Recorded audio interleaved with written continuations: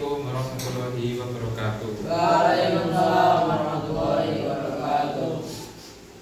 Ya, langsung saja.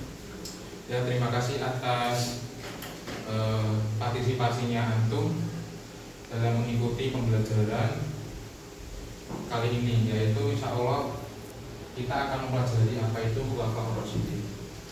Ya, tentu di antara kalian kira-kira apa sih khulafaur rasyidin? Ada yang tahu? Bisa angkat tangan. Khulafaur rasyidin itu apa? Pemimpin apa? Ya, betul. Untuk mengganti peran Nabi Muhammad SAW, yang mana Rasulullah SAW itu setelah beliau mendapatkan wahyu dan memberikan dakwah kepada penduduk Mekah dan Madinah kurang lebih selama berapa tahun? 23 tahun. Yang mana setelah beliau wafat, maka estafet kepemimpinan akan dialihkan kepada 4 khalifah khulafaur rasyidin, yang masing-masing mereka memimpin kurang lebih selama 30 tahun. Next, mengenal 4 khalifah. Siapa aja sih 4 khalifah itu? Yang pertama Abu Bakar As-Siddiq. Yang kedua Umar bin Khattab. Yang ketiga siapa? Utsman bin Affan. Yang keempat Ali bin Abi Thalib. Next. Nah, dari 4 khulafaur rasyidin ini, ya, ini merupakan sebagai pengganti peran Rasulullah, mengganti sebagai memberi wasilah, memberi petunjuk, memberi penerangan kepada umat muslim pada saat itu, agar apa? Agar mereka memiliki kepemimpinan yang sangat adil, bijaksana, dan berpegang teguh pada ajaran Islam ataupun syariat Islam. Ya, berikut penjelasan masing-masing dari 4 khalifah. Next. Ya, yang pertama Abu Bakar As-Siddiq. Next. Nah, dari Abu Bakar As-Siddiq ini, nama beliau, nama lengkapnya siapa? Abdullah bin Abi Quhafa. Abdullah bin Abi Quhafa. Nah, dari situlah beliau memiliki masa kekhalifahan berapa tahun? 2 tahun. Ya, ini masih bertuliskan Masehi. Ya. Dulu kan beliau apa? As-Siddiq, yang artinya apa? Jujur yang Membenarkan. Ya. Terus apa yang memiliki peran beliau? Peran besar beliau ketika menjabat menjadi khalifah itu apa? menghadapi kaum murtad dan nabi palsu. Ya. Akhirnya apa? Yang pertama itu menghadapi kaum murtad dan nabi palsu di dalam perang Riddah. Yang mana nabi palsu itu termasuk dari siapa kemarin? Musailamah al-Kadzdzab. Yang mana nabi terakhir itu sudah pasti Nabi Muhammad SAW. Maka setelah itu tidak ada nabi setelahnya. Maka Musailamah al-Kadzdzab dijuluki nabi. Yang kedua, pengumpulan mushaf Al-Quran yang pertama kali, ya, yang mana sebelumnya itu dikumpulkan dalam daun lontar atau bebatuan atau sejenisnya lah. Bahkan kulit unta pun juga ditulis, ya, penulisan Al-Quran. Yang terakhir, ya, memulai ekspansi. Apa itu ekspansi? Ya, apa masih ingat? Nah, penyebaran wilayah Islam keluar Jazirah Arab seperti negeri Syam dan Irak. Negeri Syam itu apa sih? Ada masih ingat? Apa?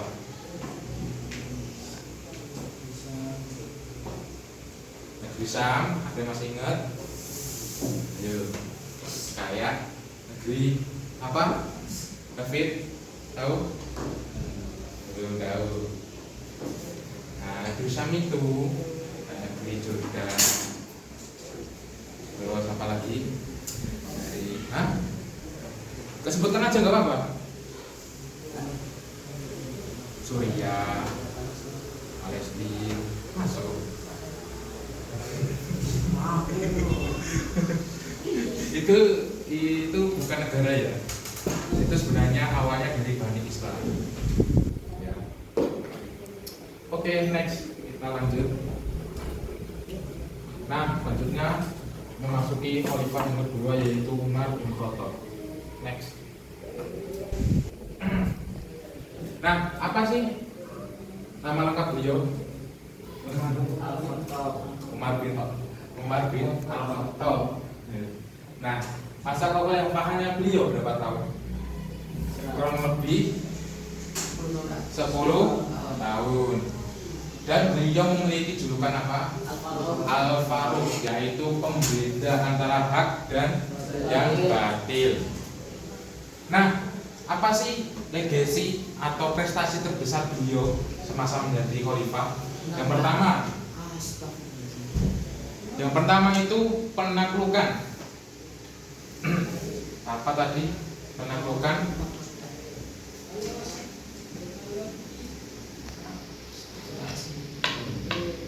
Nah, ya pertama itu penaklukan Persia dan sebagian besar wilayah Romawi Timur.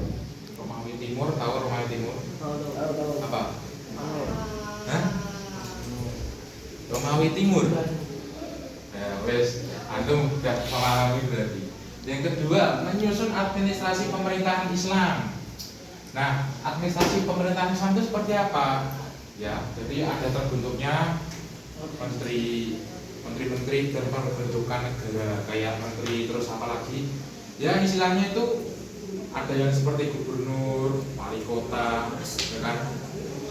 Jadi mengapa? Tujuannya agar sebuah negara itu tersusun rapi dan tersistem, ya, jadi sudah layak dinamakan dia negara, menjadi kedaulatan negara yang sangat luar biasa. Agar apa? Memiliki benar-benar mereka itu memiliki pemerintahan yang adil dan makmur dan sejahtera. Ya, selanjutnya apa tadi? Dan membuatkan kalender Hijriah. Ya, membuatkan kalender Hijriah itu pada masa Umar bin Khattab mereka membuat kalender Hijriah tujuannya apa? Agar menstabilisasi dalam kepemerintahan. Awal mulanya dari para sahabat itu mengusulkan itu apa? Melakukan awal bulan dari kalender Hijriah itu diawali dengan bulan Rabiul Awal. Nah, dari situ sebenarnya karena Rasulullah hijrah ke Madinah itu pada bulan Rabiul Awal. Namun dari sahabat Bakar mungkin itu memberi usulan agar awal bulan yang pertama kali dilakukan untuk sistem penanggalan Hijriyah yaitu bulan Muharram. Karena mengapa kok bulan Muharram? Karena di bulan itu memiliki bulan yang sangat mulia dan suci. Itu sebagai setiap tahunnya awal tahun di awal Muharram itu sebagai memperbaiki spiritual. Ya, oke. Coba ya, jadi itu tadi. Nah, ini memperluas wilayah kekuasaan Islam. Jadi setelah dari itu semua, mereka dari Umar bin Khattab itu memperluas wilayah kekuasaan Islam. Jadi nggak hanya Jazirah Arab Syam itu enggak, itu masih diperluas sampai negeri Afrika. Oke, jadi Ustaz ulang lagi. Jadi dari Umar bin Khattab itu beliau sudah memiliki masa kekhalifahan kurang lebih 10 tahun. Yang mana beliau memiliki julukan Al-Faruq, ya, yaitu pembeda antara yang hak dan batil. Nah, peran penting yang diperoleh dari seorang Umar bin Khattab itu yang pertama itu menaklukkan Persia dan sebagian di bagian besar wilayah Romawi Timur. Yang kedua apa? Menyusun administrasi pemerintahan Islam. Ya, tadi kayak ada terbentuknya gubernur, menteri dan lain sebagainya. Karena apa? Itulah terbentuknya suatu sistem kenegaraan pemerintahan Islam. Ya, kemudian mendirikan kalender Hijriah. Ya, tadi mendirikan kalender Hijriah yang awalnya dilakukan oleh beberapa para sahabat yang mengusulkan kalender Hijriah itu dimulai awal bulan Rabiul Awal. Namun dari Umar bin Khattab atau dari Abu Bakar As-Siddiq mengusulkan agar kalender Hijriah itu dilakukan pada dimulai awal Muharram, bulan Muharram. Karena apa? Yang mana bulan Muharram ini memiliki bulan yang mulia dan agung. Selanjutnya, memperluas wilayah kekuasaan Islam secara drastis. Jadi ketika zaman Umar bin Khattab itu perluasan wilayah penyebaran agama Islam tidak hanya dari Arab Saudi, dari negeri Syam, Irak, tapi apa? Diperluas sampai negeri-negeri kayak Maroko, Mesir, benua Afrika, bahkan sampai ke Spanyol. Next. Nah, yang selanjutnya kita memasuki Khalifah Utsman bin Affan. Jadi kita akan mengenal apa aja sih yang dimiliki oleh Utsman bin Affan. Lanjut. Next. Oke. Yang pertama, nama lengkap beliau Utsman bin Affan. Sebenarnya ada nama lengkapnya. Ini Ustadz memberi yang lain dulu. Ya, ini sebagai pengenalan, pengantar sebelum kita memasuki materi Khulafaur Rasyidin yang secara keseluruhannya. Jadi ketika sudah memasuki Khalifah Utsman bin Affan, beliau memiliki masa kekhalifahan kurang lebih berapa tahun? 12 tahun. 12 tahun.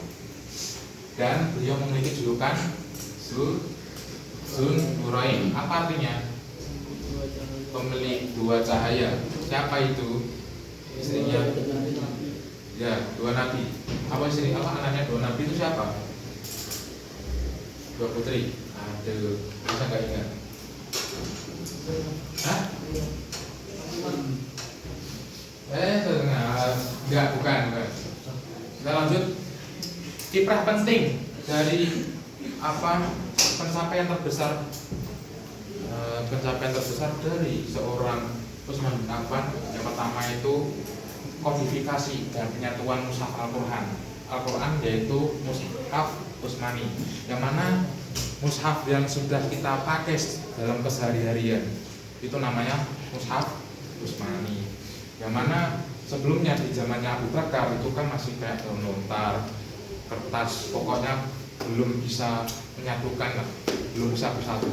Nah, ketika sudah memasuki dari Khalifah Utsman bin Affan itu membuat lembaran itu terus dikumpulkan jadi satu.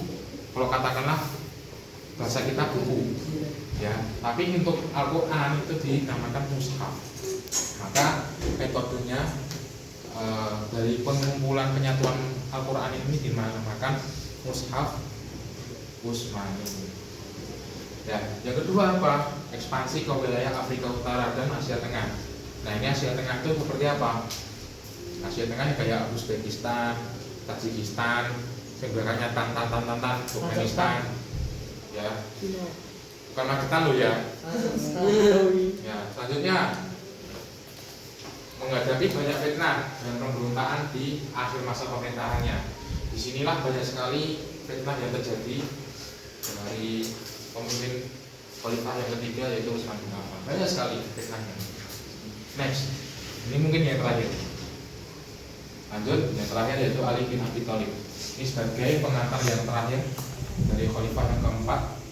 Next. Nah, Ali bin Abi Thalib itu memiliki khalifah selama menjabat menjadi khalifah berapa tahun? 5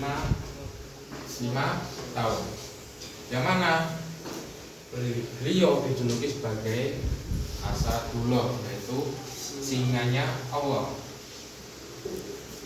Nah, apa sih yang dimiliki oleh beliau selama menjadi khalifah? Ya, yang mana tuh banyak sekali menghadapi perang Jamal dan perang Siffin. Ini yang sangat luar biasa. Perang sesama kaum muslimin, perang sesama seorang muslim.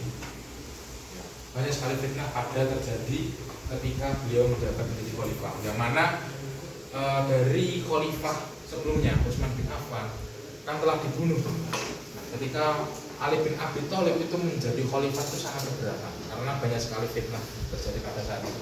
Mereka menuntut keadilan atas kejadian kematiannya dari Utsman bin Affan. Maka dari itu Ali bin Abi Thalib itu merasa kayak bersalah. Akhirnya apa? Dia sebenarnya tidak mau terjadi adanya perang sesama muslim, tapi mau gimana lagi? Ya udah, ada terjadinya perang sama dan perang sipil. Selanjutnya memindahkan ibu kota ke daerah Kufah. Yang ketiga itu menekankan pentingnya ilmu, keadilan dan kepemimpinan yang jujur. Nah ini ilmu apa aja? Pada saat itu kayak fikih, hadis, tafsir, ya dan lain sebagainya. Dan disitulah juga beliau mengajarkan apa itu keadilan dan kepemimpinan yang jujur. Nah, keadilan dan kepemimpinan yang jujur inilah poin utama yang harus dilakukan oleh Ali bin Abi Thalib. Mengapa? Itu akan mengangkat sebuah harga diri beliau menjadi khalifah yang keempat. Yang mana kalau kita melihat zaman sekarang, ya mohon maaf, melihat dari negara kita itu keadilannya sudah amburadul, kepemimpinan sudah tidak jujur, ya disuap dan lain sebagainya. Itu jujur itu akan merusak negara, citra negara itu sendiri, dan membuat rakyat itu sudah tidak percaya pada kepemerintahan. Itu contoh kecilnya. Mengapa? Dari situlah kita belajar, ya. Kita itu belajar untuk menjadi orang yang bertanggung jawab dan kepemimpinan yang jujur. Itu apa? Demi kebaikan rakyat. Soalnya apa? Kalau seorang pemimpin itu tidak pecus, tidak peduli kepada rakyatnya, itu akan dituntut keadilan di akhirat kelak. Ya, jujur. Ini sangat tragis sekali kita melihat negara kita seperti ini. Ya, karena apa? Banyak sekali yang terjadinya adanya korupsi, suap dan lain sebagainya. Bahkan keadilan itu tidak ada. Ya, keadilan tidak ada seperti apa?